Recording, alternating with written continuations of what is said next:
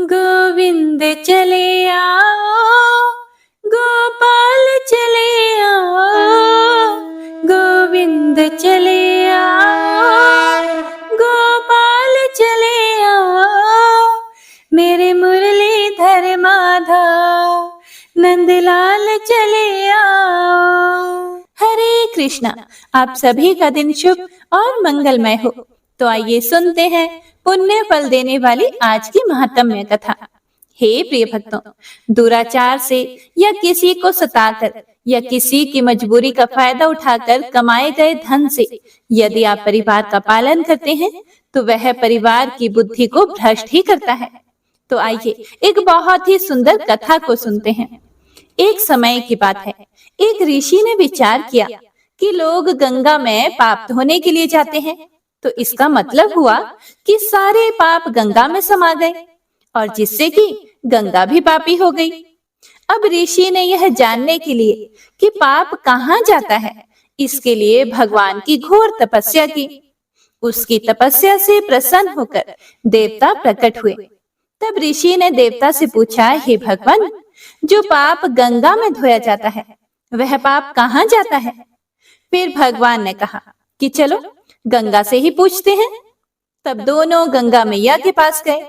उन्होंने गंगा मैया की स्तुति की और मैया से पूछा, हे गंगे, जो लोग आपके यहाँ पाप धोते हैं तो इसका मतलब आप भी पापी हुई। गंगा ने कहा, मैं क्यों पापी हुई भला? मैं तो सारे पापों को ले जाकर समुद्र को अर्पित कर देती हूँ। अब वे दोनों समुद्र के पास गए और समुद्र से पूछा, हे सागर, गंगा जो पाप आपको अर्पित कर देती है तो इसका मतलब हुआ कि आप पापी हुए? फिर समुद्र ने उत्तर दिया कि भला मैं पापी कैसे हुआ? मैं तो सारे पापों को लेकर भाप बनाकर बादल बना देता हूँ। अब वे बादल के पास गए और बादल से कहा, हे बादलों, समुद्र जो पापों को भाप बनाकर बादल बना देता है तो इसका मतलब आप पापी हैं। फिर बादल बोला, मैं क्यों पापी हुआ भला? मैं तो सारे पापों को वापस पानी बरसाकर धरती पर भेज देता हूँ, जिससे कि अन्न पैदा होता है और जिसको मनुष्य खाता है। हे प्रिय भक्तों, जो अन्न जिस मानसिक स्थिति से उगाया जाता है और जिस कमाई से उसे प्राप्त किया जाता है, जिस मानसिक अवस्था में खाया जाता है, उसी के अनुसार मनुष्य की मानसिकता बनती है। अन्न को जिस कमाई से प्राप्त किया जाता है और जिस मानसिक अवस्था में खाया जाता है, वैसे ही विचार मानव के बन जाते हैं। इसीलिए सदैव भोजन को सिमरन और शांत अवस्था में ही करना चाहिए और कम से कम अन्न जिस धन से खरीदा जाए वह धन ईमानदारी और श्रम का होना चाहिए। उदाहरण के लिए इस प्रसंग को सुनिएगा। भीष्म पितामह बाणों की शैया पर पड़े हुए प्राण त्यागने के लिए शुक्ल पक्ष के आगमन की प्रतीक्षा कर रहे थे। भगवान श्री कृष्ण के आदेश पर युधिष्ठिर महाराज उनसे प्रतिदिन नीति ज्ञान लेते थे, लेकिन द्रौपदी कभी भी नीति का ज्ञान लेने के लिए नहीं जाती थी। इससे भीष्म के मन में बहुत ही पीड़ा थी। श्री कृष्ण ने उनकी पीड़ा को भांप लिया। फिर श्री कृष्ण ने युधिष्ठिर महाराज से कहा कि अंत काल की प्रतीक्षा में साधनारत पूर्वज से सपरिवार मिलना चाहिए। परिवार पत्नी के बिना पूर्ण नहीं है। इशारा समझकर युधिष्ठिर महाराज जिद करके द्रौपदी को भी साथ लेकर आए। पितामह उन्हें नीति ज्ञान देने लगे। फिर द्रौपदी कुंठित होकर चुपचाप सुन रही थी। अचानक से द्रौपदी को हंसी आ गई। फिर भीष्म पितामह ने कहा कि हे पुत्री, तुम्हारे हंसने का कारण मैं जानता हूँ। द्रौपदी थोड़ा सा हिचकिचाई तो भीष्म ने कहा, पुत्री, तुम अपने मन की दुविधा पूछ ही लो तो मुझे भी थोड़ा शांति मिलेगी। तब द्रौपदी बोली कि स्वयं भगवान श्री कृष्ण कहते हैं कि भीष्म पितामह के समान नीति का ज्ञाता दूसरा कोई नहीं, लेकिन आपका ज्ञान उस समय कहाँ लुप्त हो गया था जब आपकी पुत्र वधू आपके सामने निर्वस्त्र की जा रही थी। हे प्रिय भक्तों, यह सुनकर भीष्म पितामह जी ने कहा कि मुझे इसी प्रश्न की प्रतीक्षा थी। सुनो, जैसा अन्न वैसा मन। मैं दुर्योधन जैसे अधर्मी का अन्न खा रहा था। उस अन्न ने मेरी बुद्धि जड़ करती थी। सही निर्णय लेने की क्षमता खत्म हो गई थी। अन्न ही रक्त का कारक है। अर्जुन के बाणों ने मेरे शरीर से वह रक्त धीरे धीरे करके निकाल दिया है। अब इस शरीर में सिर्फ गंगा पुत्र भीष्म ही शेष है। सिर्फ गंगा माता का अंश है जो सभी को निर्मल करती है। इसीलिए मैं नीति की बातें कर पा रहा हूँ। हे प्रिय भक्तों, भीष्म पितामह की बात को अटल सत्य समझिए। दुराचार से या किसी को सताकर या किसी की मजबूरी का फायदा उठाकर कमाए गए धन से यदि आप परिवार का पालन करते हैं तो वह परिवार की बुद्धि को भ्रष्ट ही करता है। उससे जो सुख मिलेगा वह क्षणिक मात्र है, लेकिन लंबे समय में वह दुख का कारण ही बनता है। यदि आपके सामने गलत तरीके से पैसा कमा कर भी कोई फल फूल रहा है तो यह समझिए कि उसके पूर्व जन्म के संचित पुण्य हैं, जिसे वह अभी भोग रहा है। जैसे ही उसके वह पुण्य कर्म समाप्त होंगे, उसके बुरे दिन या ऐसा कह लीजिए कि उसका बुरा समय शुरू होगा। हरे कृष्णा। हे प्रिय भक्तों, ज्यादा से ज्यादा नाम जप करते रहिए। याद रखिए, कलयुग केवल नाम आधारा। सिर्फ नाम जाप करके भक्ति, प्रेम, मुक्ति, शक्ति सब पाया जा सकता है। इसीलिए प्रेम से, मन से, भाव से, हर सांस के साथ जाप करते रहिए। हरे कृष्ण कृष्ण कृष्ण हरे हरे, हरे राम राम राम हरे हरे, हरे कृष्णा। हे प्रिय भक्तों, तो आइए अब रसपान करते हैं आज की महत्वपूर्ण कथा का। पिछले अध्याय में आपने सुना था कि किस प्रकार भगवान श्री कृष्ण और राधा रानी का विवाह स्वयं ब्रह्मा जी ने करवाया था। अगर आपने इस बारे में नहीं सुना है तो कृपया आप पिछले अध्याय को जरूर सुनिएगा। तो आइए अब सुनते हैं आगे का वृतांत, जिसमें आज आप श्रवण करेंगे कि श्री कृष्ण द्वारा वन में बकासुर, प्रलंबासुर और केशी का वध, उन सब का गोलोक धाम में गमन, उनके पूर्व जीवन का परिचय और देवी पार्वती के त्रैमासिक व्रत का सविधि वर्णन। ओम नमो नारायणाय। भगवान श्री नारायण कहते हैं, हे देवर्षि नारद, एक समय की बात है, माधव श्री कृष्ण अन्य बालकों और हलधर के साथ खा पी कर खेलने के लिए श्री वन में गए। वहां मधुसूदन ने अनेक प्रकार की बालोचित क्रीड़ाएं की। वह क्रीड़ा समाप्त करके गोप बालकों के साथ उन्होंने गोधन को आगे बढ़ाया। वहां वन में स्वादिष्ट जल पीकर वे महाबली श्री कृष्ण उस स्थान से गोधन सहित मधुवन में गए। उस वन में एक बलवान और भयंकर दैत्य रहता था, जिसकी आकृति और मुख बड़े ही विकराल थे। उसका रंग सफेद था। वह पर्वताकार दैत्य बगुले के आकार में दिखाई देता था। फिर उसने देखा कि गोष्ठ में गौओं का समुदाय है और ग्वाल बालों के साथ केशव और बलराम भी विद्यमान है। फिर तो जैसे अगस्त्य ने वातापी को उद्रस्त कर लिया था, उसी प्रकार वह दैत्य वहां सभी को लीला पूर्वक लील गया।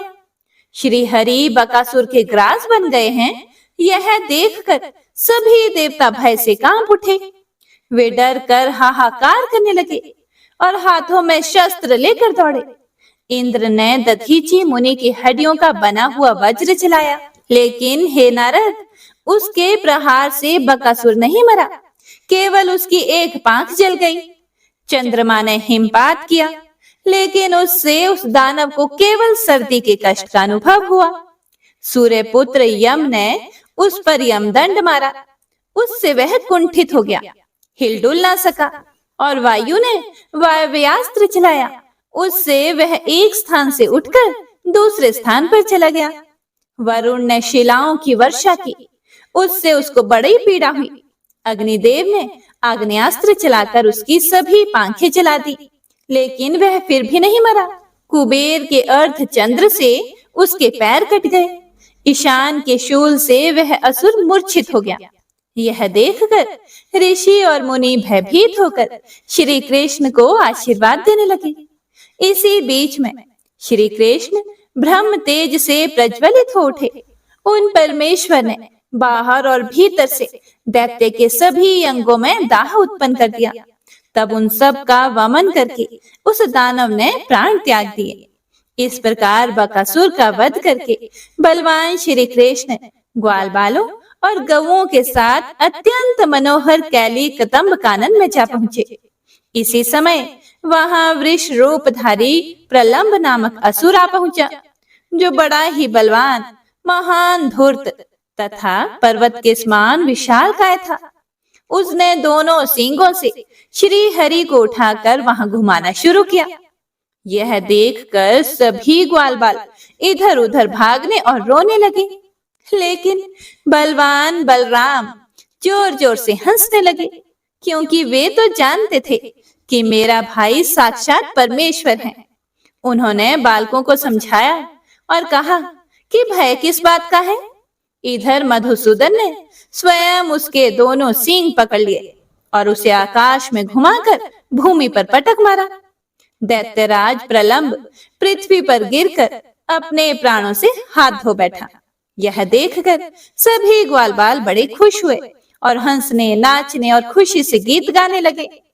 प्रलंबासुर का वध करके बलराम सहित परमेश्वर श्री कृष्ण शीघ्र ही गोचारण के कार्य में जुट गए। वे गौएं चराते हुए भांडीर वन के पास जा पहुंचे। उस समय माधव को जाते हुए देखकर बलवान दैत्यराज केशी ने अपनी टाप से धरती को खोदते हुए शीघ्र ही इन्हें घेर लिया। उसने श्री कृष्ण को मस्तक पर चढ़ाकर संतुष्ट होकर आकाश में 100 योजन तक उन्हें उछाल उछाल कर घुमाया और अंत में पृथ्वी पर गिर पड़ा। उस पापी ने श्री कृष्ण के हाथ को दांत से पकड़ लिया और क्रोधपूर्वक चबाना शुरू किया, लेकिन श्री कृष्ण के अंग वज्र के समान कठोर थे। उनके अंगों को चबाते हुए दैत्य के सारे दांत टूट गए। श्री कृष्ण के तेज से दग्ध होकर उसने भूमि पर प्राणों का परित्याग कर दिया। स्वर्ग में दुंदुभियां बजने लगी और वहां फूलों की वर्षा शुरू हो गई। इसी बीच में दिव्य रूपधारी पार्षद विमान पर बैठे हुए वहां आ पहुंचे। उन सब की 2 भुजाएं थी। वे पीतांबरधारी किरीट और कुंडल से अलंकृत तथा वनमाला से विभूषित थे। उन्होंने विनोद के लिए हाथ में मुरली ले रखी थी। उनके पैरों में मंजीर की मधुर ध्वनि हो रही थी। वे पार्षद भांडीर वन में उस स्थान पर आए जहां श्री कृष्ण विराजमान थे।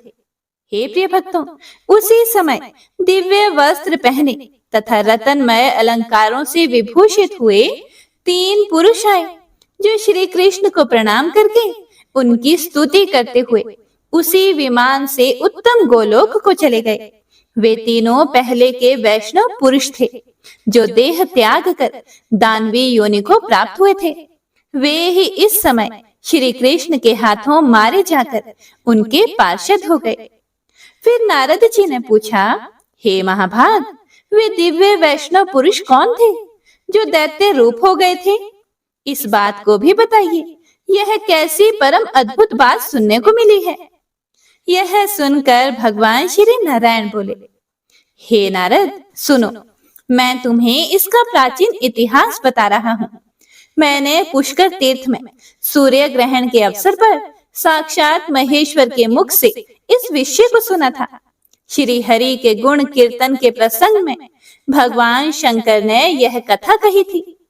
गंधमादन पर्वत पर गंधर्वराज गंधवाहर रहा करते थे। वे श्री हरि की सेवा में तत्पर रहने वाले महान तपस्वी और श्रेष्ठ संत थे।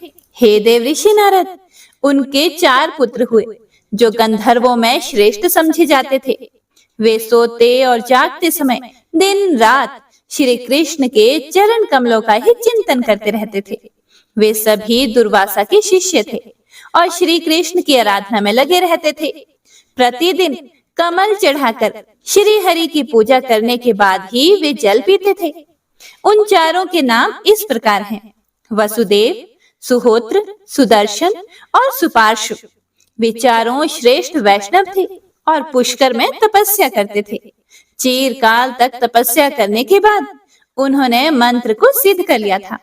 उन चारों में जो ज्येष्ठ वसुदेव था, वह दुर्वासा से योग्य शिक्षा पाकर योगियों में श्रेष्ठ और सिद्ध हो गया। उसने विवाह नहीं किया। वह ब्रह्म तेज से प्रज्वलित होकर तत्काल ही देह त्याग कर श्री कृष्ण का पार्षद हो गया। एक दिन वे तीनों भाई चित्र सरोवर के तट पर गए। वे सूर्योदय काल में श्री हरि की पूजा के लिए कमल लेना चाहते थे। हे नारद, कमलों का संग्रह करके जाते हुए उन वैष्णवों को जब भगवान शंकर के सेवकों ने देखा, तब वे सब उन्हें बांधकर अपने साथ ले गए। शंकर जी के सेवक शरीर से बलिष्ठ थे, इसीलिए उन दुर्बल वैष्णवों को पकड़कर उन्हें शंकर जी के पास ले गए। भगवान शंकर को देखकर उन सभी वैष्णवों ने भूमि पर माथा टेक कर उन्हें प्रणाम किया। शिव जी उन्हें उत्तम आशीर्वाद देकर शीघ्र ही उनसे बातचीत करने लगे। उस समय उनके प्रसन्न मुख पर मुस्कुराहट खिल रही थी और वे उन भक्त जनों पर अनुग्रह करने के लिए कातर हो चुके थे। भगवान शिव ने उनसे पूछा कि पार्वती के सरोवर में प्रवेश करके कमल लेने वाले तुम लोग कौन हो? पार्वती के व्रत की पूर्ति के लिए 1,00,000 यक्ष उस सरोवर की रक्षा करते हैं। पार्वती पति विषयक सौभाग्य की वृद्धि के लिए जब त्रैमासिक व्रत आरंभ करती हैं, तब वे लगातार 3 महीने तक श्री हरि को भक्ति भाव से प्रतिदिन 1 सहस्त्र कमल चढ़ाती हैं। भगवान शिव का यह वचन सुनकर वे तीनों वैष्णव भयभीत होकर भक्ति भाव से मस्तक झुकाकर हाथ जोड़कर बोले, हे प्रभु, हम लोग गंधर्वराज गंधवाह के पुत्र गंधर्वों में श्रेष्ठ हैं। हे महेश्वर, हम लोग प्रतिदिन श्री हरि को कमल चढ़ाकर ही जल पीते हैं। हे नाथ, हम यह नहीं जानते थे कि पार्वती जी के द्वारा इस सरोवर की रक्षा की जाती है। आप यह सारे कमल ले लीजिए और अपने व्रत को सफल बनाइए। हे महादेव, हम आज कमल नहीं चढ़ाएंगे और जल भी नहीं पिएंगे। हमने आपको ही वे कमल अर्पित कर दिए। जिनके चरण कमल का प्रतिदिन चिंतन करके हम कमल से पूजा करते हैं, आज साक्षात उन्हीं को कमल अर्पण करके हम सभी के सभी पवित्र हो गए। हे प्रभु, ब्रह्म एक ही है, दूसरा नहीं है। उनके कहाँ देह और कहाँ रूप। भक्तों पर अनुग्रह करने के लिए ही भगवान शरीर धारण करते हैं। रूप भेद माया से ही प्रतीत होता है। हे प्रभु, आप ये कमल ले लीजिए, क्योंकि आप ही हमारे प्रभु हैं। हे अच्युत, हमारा हृदय जिसके ध्यान से परिपूर्ण है, आप अपने उसी रूप का हमें दर्शन कराइए।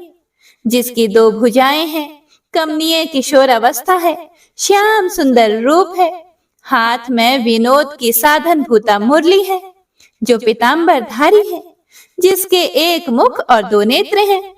वे चंदन और अगुरु से चर्चित हैं, जिसके प्रसन्न मुख पर मंद मुस्कान की प्रभा फैल रही है, जो नूतन यौवन से संपन्न तथा राधा के वक्ष स्थल पर विराजमान है। ब्रह्मा आदि जिसकी स्तुति करते हैं, जो सबके लिए वंदनीय, चिंतनीय और वांछनीय है, और जो स्वात्मा राम, पूर्ण काम तथा भक्तों पर अनुग्रह के लिए कातर रहने वाले हैं। आपके उसी रूप का हम दर्शन करना चाहते हैं। हे नारद, ऐसा कहकर वे श्रेष्ठ गंधर्व भगवान शंकर के सामने खड़े हो गए। श्री कृष्ण के रूप का वर्णन सुनकर भगवान शंकर के श्री अंगों में रोमांच हुआ। उनके नेत्रों में आंसू भर आए। वे गंधर्वों की ये सभी बातें सुनकर उनसे इस प्रकार बोले कि मैंने यह जान लिया था कि तुम लोग श्रेष्ठ वैष्णव हो और अपने चरण कमलों की धूल से पृथ्वी को पवित्र करने के लिए भ्रमण कर रहे हो। मैं श्री कृष्ण भक्त के दर्शन की सदा ही इच्छा करता रहता हूँ, क्योंकि साधु संत तीनों लोकों में दुर्लभ है। तुम लोग मुझे पार्वती और देवताओं से भी बढ़कर सदा प्रिय हो। मुझे वैष्णव जन अपने तथा अपने भक्तों से भी अधिक प्रिय है। लेकिन मैंने पूर्व काल में जो प्रतिज्ञा की थी वह भी व्यर्थ नहीं होनी चाहिए। हे महाभाग वैष्णवों, सुनो, मैंने कह रखा है कि पार्वती जी के व्रत के समय जो लोग किसी अन्य व्रत के निमित्त इस सरोवर से कमल ले जाएंगे वे शीघ्र ही आसुरी योनि को प्राप्त होंगे। इसमें कोई संशय नहीं। श्री कृष्ण के भक्तों का कहीं भी कोई अशुभ नहीं होता। तुम लोग पहले दानवी योनि में पड़कर फिर निश्चय ही गोलोक में पधारोगे। तुम्हारे मन में श्री कृष्ण के रूप का प्रत्यक्ष दर्शन करने के लिए बड़ी उत्कंठा है। इसीलिए सुनो, तुम्हें भारतवर्ष के वृंदावन में उस रूप का अवश्य ही दर्शन होगा। श्री कृष्ण को देखकर उन्हीं के हाथ से मृत्यु को प्राप्त होकर तुम वैष्णव शिरोमणि बन जाओगे और दिव्य विमान पर आरूढ़ होकर हरि धाम को पधारोगे। तुम लोग अभी यहाँ उस वांछनीय रूप को देखने के लिए उत्सुक हो, इसीलिए वह सब देखो। हे नारद, ऐसा कहकर भगवान शिव ने उन्हें उस रूप के दर्शन कराए। उस रूप के दर्शन करके उन वैष्णवों के नेत्रों में आंसू भर आए। वे सर्वरूपी श्री हरि को प्रणाम करके दानवी योनि में चले गए। इसीलिए वे दानवेश्वर हुए। वसुदेव तो पहले ही मुक्त हो चुका था। सुहोत्र बकासुर बना, सुदर्शन प्रलंब बना और स्वयं सुपार्श्व केशी हुआ था। भगवान शंकर के वरदान से श्री हरि के परम उत्तम रूप के दर्शन करके उन्हीं के हाथ से मृत्यु को प्राप्त होकर वे उनके परम धाम में चले गए। हे विप्रवर, श्री हरि का यह अद्भुत चरित्र कहा गया। बक, केशी और प्रलंब के उद्धार का यह प्रसंग वाचकों को और श्रोताओं को मोक्ष प्रदान करने वाला है। आगे नारद जी ने पूछा, हे महाभाग, आपकी कृपा प्रसाद से यह सारी अद्भुत बात मैंने सुनी। अब मैं यह सुनना चाहता हूँ कि पार्वती जी ने कौन सा व्रत किया था, उस व्रत के आराध्य देव कौन है, उसका फल क्या है और उसमें पालन करने योग्य नियम क्या है। हे भगवान, उस व्रत के लिए उपयोगी द्रव्य कौन कौन से हैं, कितने समय तक वह व्रत किया जाता है और उसकी प्रतिष्ठा में क्या क्या करना आवश्यक है। हे प्रभु, भली भांति विचार करके बताइए। इसे सुनने के लिए मेरे मन में बड़ा कौतूहल है। यह सुनकर श्री नारायण बोले, हे मुने, यह त्रैमासिक नामक व्रत है जो नारी के पति विषयक सौभाग्य को बढ़ाने वाला है। इस व्रत के आराध्य देवता हैं राधिका सहित भगवान श्री कृष्ण। उत्तरायण के विशुभ योग में इसका आरंभ होता है और दक्षिणायन आरंभ होने तक इसकी समाप्ति हो जाती है।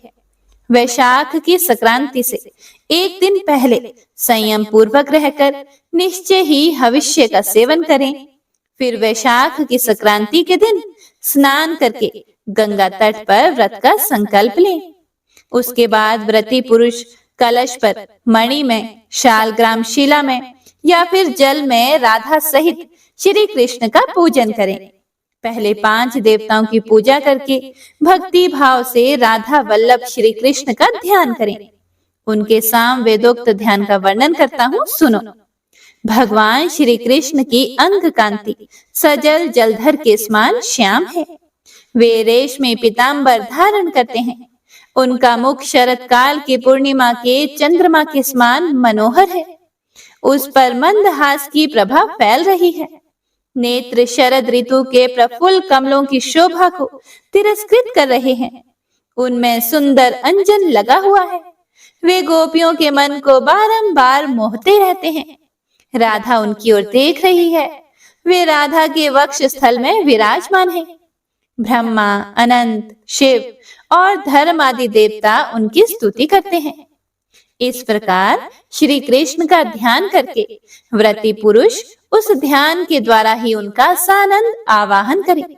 इसके बाद वह राधा का ध्यान करे।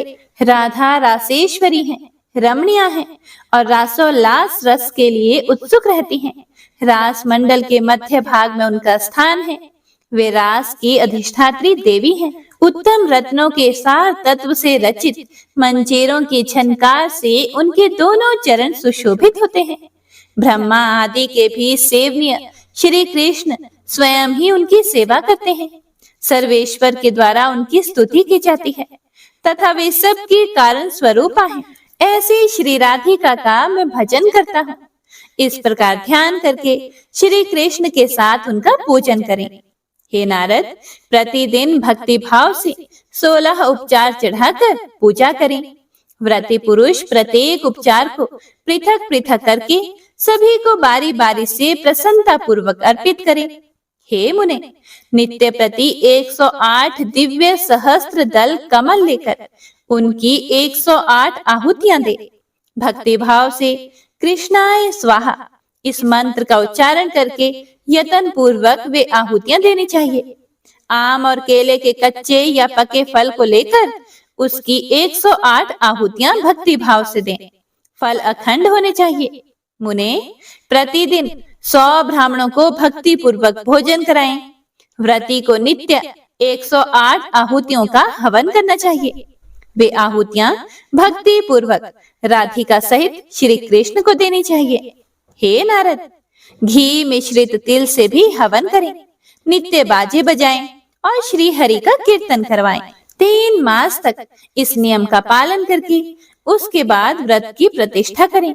हे नारद, प्रतिष्ठा के दिन जो विधान आवश्यक है उसे सुनो।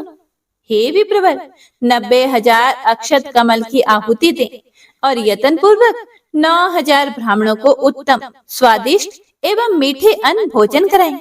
9,720 फल तथा नाना प्रकार के मनोहर द्रव्य का नैवेद्य अर्पण करें।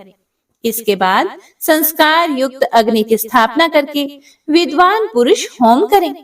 घी युक्त तिल की 90,000 आहुतियां देकर ब्राह्मणों को भक्ति भाव से वस्त्र, भोजन, यज्ञोपवीत और फल सहित अन्न और तिल के लड्डू दें। उन लड्डुओं को गंध पुष्प से अर्चित करके देना चाहिए। साथ ही शीतल जल से भरे हुए 90 कलशों का भी दान करना चाहिए। इस प्रकार व्रत करके ब्राह्मण को दक्षिणा देनी चाहिए। दक्षिणा का परिमाण वही है जो वेदों में बताया गया है। 1000 बैल हो, उनके सींगों में सोना मड़ा हुआ हो। हे ब्राह्मण, इस प्रकार त्रैमासिक व्रत बताया गया है। इस व्रत का अनुष्ठान कर लिया जाए तो यह विशिष्ट संतति देने वाला और पति सौभाग्य की वृद्धि करने वाला होता है। इस व्रत के प्रभाव से 100 जन्मों तक नारी का अखंड सौभाग्य बना रहता है और निश्चय ही वह 100 जन्मों तक सतपुत्र की जननी होती है।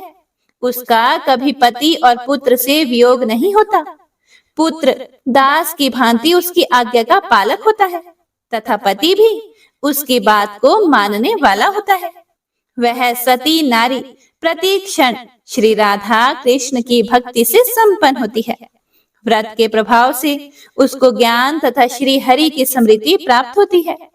इस साम वेदोक्त व्रत का पूर्व काल में हम दोनों ने भी पालन किया था। हे नारद, दूसरी स्त्रियों द्वारा उस व्रत का अनुष्ठान होता देखकर पार्वती देवी ने प्रसन्नता पूर्वक दोनों हाथ जोड़कर भक्ति भाव से सिर झुकाकर भगवान शंकर से कहा, हे जगन्नाथ, आज्ञा कीजिए, मैं उत्तम व्रत का पालन करूंगी। हम दोनों के इष्ट देव श्री हरि के व्रतों में यह श्रेष्ठ व्रत है। हे देव ऋषि नारद, पार्वती जी की यह बात सुनकर भगवान शंकर बड़े खुश हुए। उनका शरीर पुलकित हो उठा और वे मधुर वाणी में बोले, हे ईश्वरी, आप महालक्ष्मी स्वरूपा हो, आपके लिए क्या असाध्य है। आप सर्व संपत्ति स्वरूपा और अनंत शक्ति रूपिणी हो। हे देवी, आप जिसके घर में हो वह संपूर्ण ऐश्वर्य का भाजन है। हे देवी, मैं ब्रह्मा और विष्णु आप में भक्ति रखकर आपकी कृपा प्रसाद से ही संसार की सृष्टि, पालन और संहार में समर्थ हुए हैं। हिमालय कौन है, मेरी क्या बिसात है, और कार्तिकेय तथा गणेश क्या है। आपके बिना हम सब लोग असमर्थ हैं और आपका सहयोग पाकर ही हम सभी सब कुछ करने में समर्थ हैं। ऐसा कहकर भगवान शंकर ने पार्वती जी से उस व्रत का अनुष्ठान करवाया। पार्वती जी ने सब स्त्रियों की अपेक्षा विलक्षण रूप से उस व्रत का संपादन किया। हे देव ऋषि नारद, इस प्रकार पार्वती जी ने जो व्रत किया था वह सब मैंने कह सुनाया। पार्वती जी के व्रत में ब्राह्मण लोग रतन ढोकर ले जाने में असमर्थ हो गए थे। हे नारद, यह सारा इतिहास तो तुमने सुन लिया। अब जिसका प्रकरण चल रहा है वह श्री कृष्ण का बाल चरित्र सुनो। ओम नमो नारायणाय। तो आज की ये महात्म्य कथा यहीं पर समाप्त होती है। इससे आगे का वर्णन आप सभी भक्तजन अगले अध्याय में जरूर सुनिएगा। आइए अब गजेंद्र मोक्ष स्तोत्र का पाठ करते हैं। इस माह में गजेंद्र मोक्ष स्तोत्र पढ़ने मात्र से जहां हर तरह के ऋण कर्ज से मुक्ति मिलती है, वहीं 10 दिशाओं से शुभ फल दिलाने में भी सक्षम है। इस स्तोत्र का जाप करने से जीवन में किसी भी प्रकार की परेशानियों से मुक्ति मिलती है। श्रीमद् भगवत गीता के 3रे अध्याय में गजेंद्र स्तोत्र पढ़ने को मिलता है। इस स्तोत्र में हाथी और मगरमच्छ के साथ हुए युद्ध का वर्णन किया गया है और गजेंद्र जब युद्ध से हार जाता है तो भगवान श्री हरि विष्णु का ध्यान करके उनकी स्तुति करता है और उसकी स्तुति से प्रसन्न होकर भगवान श्री हरि विष्णु आते हैं और उसे मोक्ष प्रदान करते हैं। और हे प्रिय भक्तों, इस पाठ को करते समय अगर हम अपने मन में यह भावना रखें कि हे श्री हरि विष्णु, हे मेरे प्रभु, जिस प्रकार से आपने गजेंद्र को परेशानी से बाहर निकाला, उसी प्रकार से हमें भी हमारी परेशानियों से बाहर निकालिए, तो यकीन मानिए निश्चित ही भगवान श्री हरि विष्णु हमारी मदद स्वयं करते हैं। तो आइए अब सच्चे मन से भगवान श्री हरि विष्णु का ध्यान करके इस परम कल्याणकारी स्तोत्र का पाठ करते हैं। जय श्री हरि विष्णु। शुक जी ने कहा कि बुद्धि के अनुसार पिछले अध्याय में वर्णन किए गए रीति से अपने मन को नियंत्रित करके और हृदय को स्थिर करके गजेंद्र अपने पिछले जन्म में याद किए गए सर्वोच्च कार्य और बार बार जप किए जाने वाले स्तोत्र का जाप करने लगा। गजेंद्र ने मन ही मन श्री हरि को ध्यान करते हुए कहा, जिनके प्रवेश करने से शरीर और मन चेतन की तरह व्यवहार करने लगते हैं, ओम द्वारा लक्षित और पूरे शरीर में प्रकृति और पुरुष के रूप में प्रवेश करने वाले उस सर्वशक्तिमान देवता का मैं मन ही मन स्मरण करता हूँ, जिनके सहारे ये पूरा संसार टिका हुआ है, जिनसे ये संसार अवतरित हुआ है और जिन्होंने प्रकृति की रचना की है और जो खुद उसके रूप में प्रकट हैं, लेकिन इसके बावजूद भी वो इस पूरी दुनिया से सर्वोपरि और श्रेष्ठ हैं। ऐसे अपने आप और बिना किसी कारण के भगवान की मैं शरण में जाता हूँ और अपने संकल्प शक्ति के बल पर अपने ही स्वरूप में रचित और सृष्टि काल में प्रकट एवं प्रलय में अप्रकट रहने वाले इस शास्त्र प्रसिद्धि प्राप्त कार्य कारण रूपी संसार को, जो बिना कुंठित दृष्टि के साक्ष्य रूप में देखते रहने पर भी लिप्त नहीं होते, चक्षु आदि प्रकाशकों के परम प्रकाशक प्रभु, आप मेरी रक्षा करें। बीतते गए समय के साथ तीनों लोकों और ब्रह्मादि लोकपालों के पंचभूत में प्रवेश कर जाने पर और पंचभूतों से लेकर महत्वपूर्ण सभी कारणों के उनकी परम करुणा स्वरूप प्रकृति में मगन हो जाने पर, उस समय दुर्गेय और घोर अंधकार रूपेण प्रकृति ही बच रही थी। उस अंधकार से परे अपने परम धाम में जो सर्वव्यापी भगवान सभी दिशाओं में प्रकाशित होते रहते हैं, वो भगवान मेरी रक्षा करें। विभिन्न नाट्य रूपों में अभिनय करने वाले और उस अभिनेता के वास्तविक स्वरूप को जिस प्रकार से साधारण लोग भी नहीं जान पाते, उसी तरह से सत्व प्रधान देवता और महर्षि भी जिनके स्वरूप को नहीं जान पाते, ऐसे में कोई साधारण प्राणी उनका वर्णन कैसे कर सकता है। ऐसे दुर्गम चरित्र वाले भगवान मेरी रक्षा करें। अनेकों शक्ति से मुक्त सभी प्राणियों को आत्म बुद्धि प्रदान करने वाले, सबके बिना कारण हित और अतिशय साधु स्वभाव ऋषि मुनिजन, जिनके परम स्वरूप को देखने की इच्छा के साथ वन में रहकर अखंड ब्रह्मचर्य, तमाम अलौकिक व्रतों को नियमों के अनुसार पालन करते हैं। ऐसे प्रभु ही मेरी गति हैं। वह जिनका हमारी तरह ना तो जन्म होता है और ना जिनके द्वारा अहंकार प्रेरित कर्म ही होते हैं, जिनके निर्गुण स्वरूप का ना कोई नाम है और ना ही कोई रूप है। इसके बावजूद भी समय के साथ इस संसार की सृष्टि और प्रलय के लिए अपनी इच्छा से अपने जन्म को स्वीकार करते हैं। उन अनंत शक्ति संपन्न परम ब्रह्म परमेश्वर को मेरा नमस्कार है। उन प्राकृत आकार रहित और अनेक रूप वाले अद्भुत भगवान को मेरा बारंबार नमस्कार है। स्वयं प्रकाशित सभी साक्ष्य परमेश्वर को मेरा शत शत नमन है। वैसे देव जो मन, वाणी और चित्त वृत्तियों से परे हैं, उन्हें मेरा बारंबार नमस्कार है। विवेक से परिपूर्ण पुरुष के द्वारा सभी सत्व गुणों से परिपूर्ण, निवृत्ति धर्म के आचरण से मिलने योग्य और मोक्ष सुख की अनुभूति रूपी भगवान को मेरा नमस्कार है। सत्व गुणों को स्वीकार करके शांत, रजोगुण को स्वीकार करके घोर और तमोगुण को अपनाकर मूढ़ से प्रतीत होने वाले, भेद रहित अतएव सदा संभाव से स्थित ज्ञान धन प्रभु को मेरा नमस्कार है। शरीर, इंद्रिय आदि के समुदाय रूप सभी पिंडों के ज्ञाता, सबके स्वामी और साक्षी स्वरूप प्रभु को मेरा बारंबार नमस्कार है।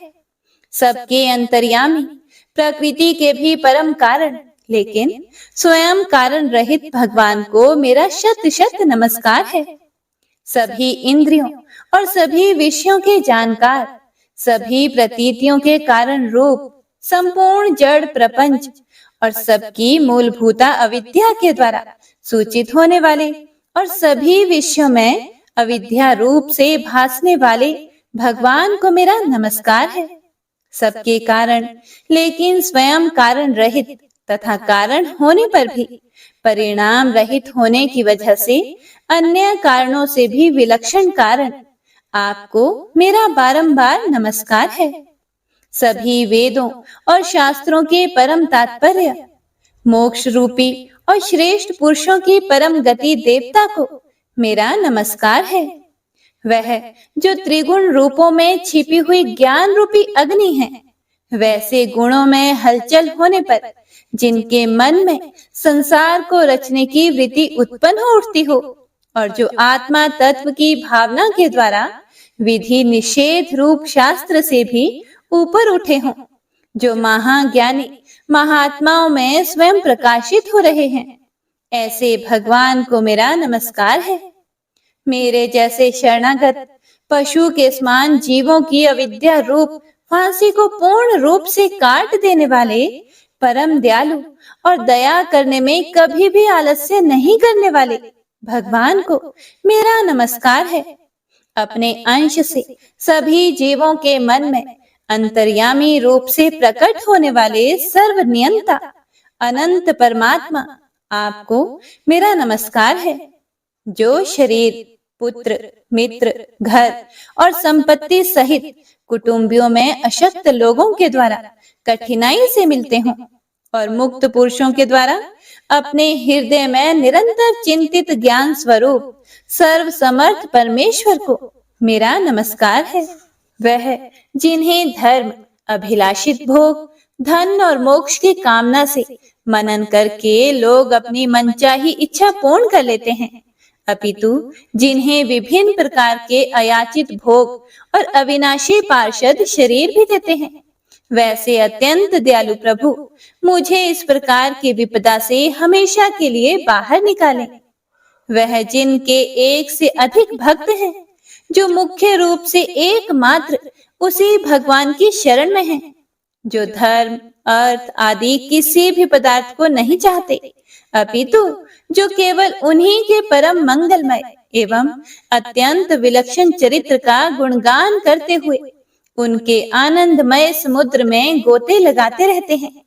उन अविनाशी, सर्वव्यापी, सर्वमान्य ब्रह्मादि के भी नियामक अभक्तों के लिए भी हमेशा प्रकट होने वाले, भक्ति योग द्वारा प्राप्त अत्यंत निकट होने पर भी माया के कारण अत्यंत दूर महसूस होने वाले, इंद्रियों के द्वारा अगम्य और अत्यंत दुर्विज्ञ, अंत रहित, लेकिन सभी के आदि कारक और सभी तरफ से परिपूर्ण उन प्रभु की मैं स्तुति करता हूँ। वो जो ब्रह्मा सहित सभी देवता, चारों वेद तथा समस्त चराचर जीव नाम और आकृति भेद से जिनके अत्यंत क्षुद्र अंशों से रचे गए हैं, जिस तरह से जलती हुई अग्नि की लपटें और सूरज की किरणें बार बार निकलती हैं और फिर से अपने कारण में ही लीन हो जाती है, उसी प्रकार बुद्धि, मन, इंद्रियां और नाना योनियों के शरीर, जिन सभी गुणों से प्राप्त शरीर जो स्वयं प्रकाश परमात्मा से प्रकट होता है और फिर से उन्हीं में लीन हो जाता है, वह प्रभु जो ना तो देवता है, ना असुर, ना मनुष्य है और ना ही मनुष्य से नीचे किसी अन्य योनि के प्राणी, ना ही वो स्त्री हैं और ना ही पुरुष, ना ही नपुंसक और ना ही वो कोई ऐसे जीव हैं जिनका इन तीनों ही श्रेणी में समावेश है। वो ना तो गुण है, ना कर्म, वो ना ही कार्य है और ना ही कारण।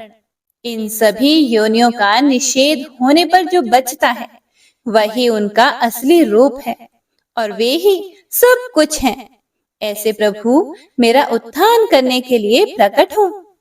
अब मैं इस मगरमच्छ के चंगुल से आजाद होने के बाद जीवित नहीं रहना चाहता। इसकी वजह ये है कि मैं सभी तरफ से अज्ञानता से ढके इस हाथी के शरीर का क्या करूं? मैं आत्मा के प्रकाश से ढक देने वाले अज्ञानता से युक्त इस हाथी के शरीर से मुक्त होना चाहता हूँ, जिसका काल क्रम से अपने नाश नहीं होता, बल्कि ईश्वर की दया और ज्ञान से उदय हो पाता है। इस प्रकार से मोक्ष के लिए लालायित संसार के रचयिता स्वयं संसार के रूप में प्रकट, लेकिन संसार से परे, संसार में एक खिलौने की भांति खेलने वाले, संसार में आत्म रूप से व्याप्त अजन्मा सर्वव्यापी एवं प्रापत्य वस्तुओं में सर्वश्रेष्ठ श्री हरि का केवल स्मरण करता हूँ और उनकी शरण में जाता हूँ, जिन्होंने भगवत भक्ति रूपी योग के द्वारा कर्मों को जला डाला है, जिन्हें समस्त योगी ऋषि अपने योग के द्वारा अपने शुद्ध हृदय में प्रकट देखते हैं। उन योगेश्वर भगवान को मेरा नमस्कार है। वह जिनके त्रिगुणे शक्तियों का राग, रूप, वेग और असह्य है, जो सभी इंद्रियों के विषय रूप में मौजूद हैं। वह जिनकी इंद्रियां समस्त विषयों में ही बसी रहती है। ऐसे लोगों को जिनको मार्ग मिलना भी संभव नहीं है, वैसे शरणागत एवं अपार शक्तिशाली वाले भगवान आपको मेरा बारंबार नमस्कार है। जिनकी अविद्या नाम के शक्ति के कार्य रूप अहंकार से ढके हुए हैं, वह जिनके रूप को जीव समझ नहीं पाते हैं, ऐसे अपार महिमा वाले भगवान की मैं शरण लेता हूँ। हे प्रिय भक्तों, श्री सुखदेव जी कहते हैं कि वह जिसने पूर्व प्रकार से भगवान के भेद रहित सभी निराकार रूप का वर्णन किया था, उस गजराज के करीब जब ब्रह्मा आदि अन्य कोई भी देवता नहीं आए, जो अपने विभिन्न प्रकार के विशेष विग्रहों को ही अपना रूप मानते हैं, ऐसे में साक्षात विष्णु जी, जो सभी के आत्मा होने के कारण सभी देवताओं के रूप हैं, तब वह वहां पर प्रकट हुए। गजराज को इस प्रकार से दुखी देखकर और उसके पढ़े गए स्तुति को सुनकर चक्रधारी प्रभु इच्छानुसार वेग वाले गरुड़ की पीठ पर सवार होकर सभी देवों के साथ उस स्थान पर पहुंचे जहां वह गज था। गज अर्थात हाथी था। सरोवर के अंदर महाबलशाली मगरमच्छ द्वारा जकड़े और दुखी उस हाथी ने आसमान में गरुड़ की पीठ पर बैठे और हाथों में चक्र लिए भगवान श्री हरि विष्णु को आते हुए जब देखा, तो वह अपनी सूंड में पहले से ही उनकी पूजा के लिए रखे कमल के फूल को श्री हरि पर बरसाते हुए कहने लगा, सर्व पूज्य भगवान श्री हरि नारायण, आपको मेरा प्रणाम है। सर्व पूज्य भगवान श्री हरि, आपको मेरा नमस्कार है।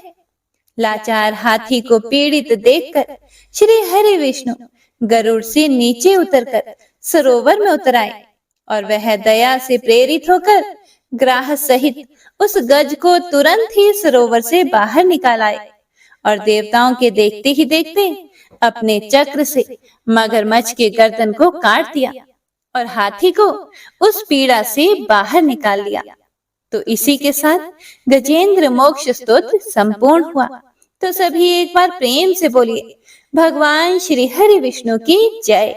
बंशी शोभित कर मधुर, नील जलद तन श्याम, अरुण अधर जनु बिंब फल, नयन कमल अभिराम, पूर्ण इंद्र अरविंद मुख, पीतांबर शुभ साज, जय मन मोहन मदन छवि, कृष्ण चंद्र महाराज।